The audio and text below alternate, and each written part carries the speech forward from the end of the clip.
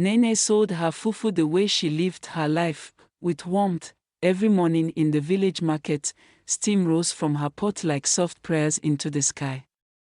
Her laughter filled the air as she wrapped portions for customers. Even those who mocked her could not deny that her spirit was gentle. She never insulted anyone. Never fought. Never raised her voice, she simply endured.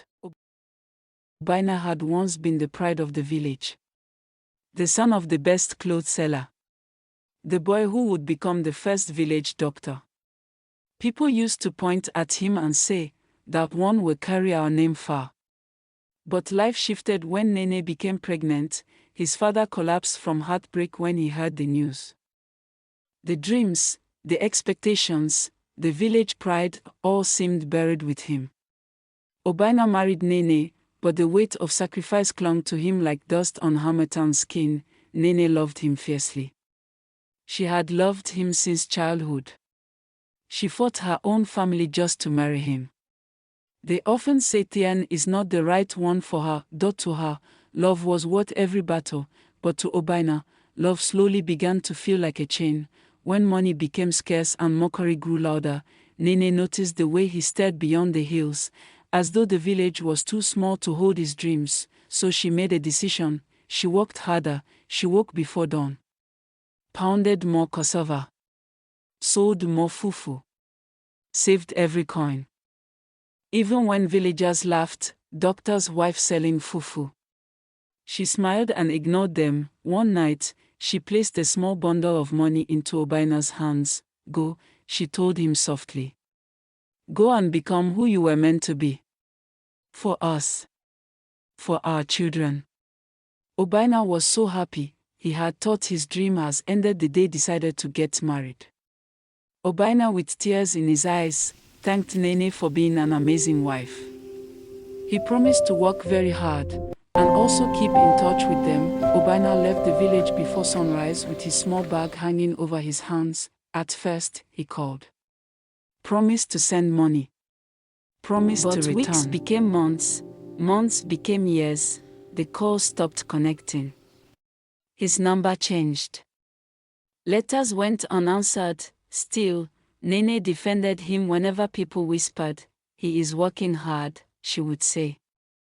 "He will come back." But deep in her heart, fear had started to bloom. Finally, after years of silence, she gathered her two children, the boy now old enough to ask questions, the girl old enough to understand pain, and traveled to the city. The city was nothing like the village. Loud. Crowded. Indifferent. After days of searching on an empty stomach, sleeping on the street with her children, asking strangers, moving from street to street, she finally found him. Obina, he drove out of a big compound, dressed in fine clothes. Looking so fine and nearly unrecognizable, beside him was a woman, polished, elegant. Two little children ran toward him shouting, "Daddy." Nene's heart did not break loudly, it broke quietly, like dry leaves crushed underfoot. Obina saw her. For a moment, guilt flashed across his face. But it quickly hardened into something colder, shame. "Nene. Why are you here?" he asked. Her son held her wrapper tightly. Her daughter stared at the new family in confusion. "I came to see my husband," Nene replied calmly. The new wife looked between them, confused. The truth began to unfold in the open air. Obina had remarried. He had built a new life, and he had erased the old one, but Nene did not scream, she did not curse, she did not cry in front of him, she simply looked at him, long enough for him to see what he had abandoned. "I did not come to fight," she said softly. "I only came to know if my children still have a father." After all we have been through, just Silence for you to be who you swallowed the are today. compound. For the first time in years, Obina had no words. Nene's fingers trembled, but she did not let the photograph fall. It was old. Faded at the edges. Obina standing beside her in the village square, his arm proudly around her shoulders, her belly slightly swollen with their first child. She lifted it slowly. "You took this the day after our wedding," she said quietly. Obina didn't even look at it. "I don't know you," he replied flatly. The words were sharper than a blade. Loveth, his new wife, stepped forward. Elegant. Composed. Power resting on her shoulders like perfume. The daughter of a senator, used to respect, used to control, her brows tightened as she looked Nene up and down, the simple wrapper, the worn sandals, the tired children clinging to her. "So this is what you came to do?"